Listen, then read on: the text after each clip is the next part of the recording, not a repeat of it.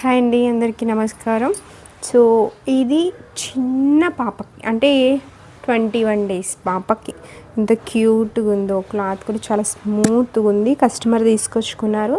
So చూడండి, ఇలా frill చాలా చిన్నగా ఫ్రిల్ పెట్టేసి ప్రతి ఫ్రిల్కి ఐరన్ చేసుకుంటుంటే చాలా క్యూట్గా ఉంది. కాంబినేషన్ కూడా చాలా బాగుంది. ఇగో చూడండి, దీనికి ఇలా బ్లౌజ్.